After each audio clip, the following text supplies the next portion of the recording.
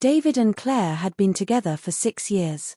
Their marriage wasn't flawless, but David always believed it was grounded in love. Lately, though, Claire's behavior had shifted. She had grown sharper, more demanding, and constantly measured him against her friends' husbands. At first, David brushed it aside, convincing himself it was just a temporary mood. But soon, her criticism became relentless. One evening, Claire confronted him with what she called an ultimatum. If he truly loved her, she said, he would quit his stable job and pour their savings into launching the business she had always dreamed of, no matter the risk or cost. David stayed calm.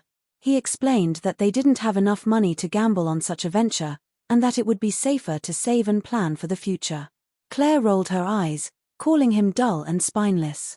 The insult stung, but David kept his patience. He reminded her that they had only just finished paying off their mortgage, and stability mattered for them both. Claire wasn't moved. She accused him of dismissing her dreams, then pressed harder. If he didn't agree, she would leave. Looking into her eyes, David realized she meant it. She believed her ultimatum would frighten him into submission. The following days were heavy with tension. Claire slammed doors, made sharp remarks, and sulked whenever David refused to bend. To friends, she complained that he was holding her back and that she might leave him. What she didn't see was that every cruel word, every staged tantrum, was slowly extinguishing the love David once felt. Finally, during yet another argument, Claire smirked and declared, "If you won't stand by me, maybe I should just pack up and go." She expected David to panic, to beg her to stay. Instead, he stood, walked to the closet, and handed her a suitcase. "Then go," he said, his voice steady. Claire froze, stunned. She had never imagined he would call her bluff. For the first time, she saw her threat collapse in her own hands. Instead of making him yield, she had pushed him away entirely. But David wasn't angry, just finished. He had offered patience, love, and understanding, but Claire had chosen to gamble with their marriage.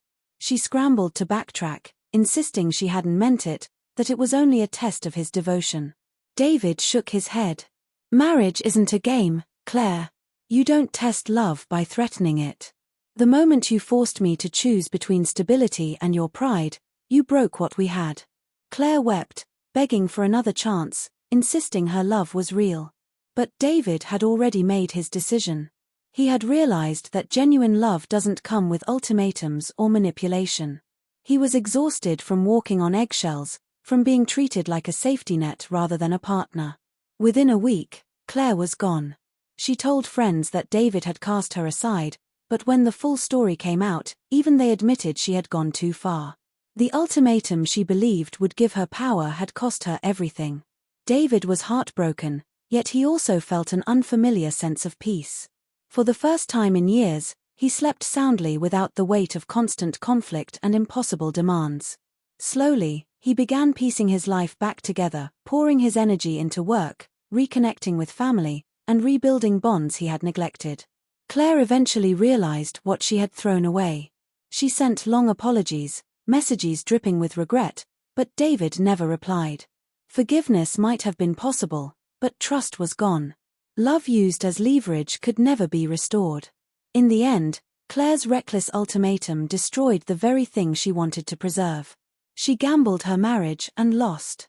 David walked away stronger, wiser, and with the painful understanding that love alone isn't enough without respect. Sometimes the greatest act of strength is knowing when to let go.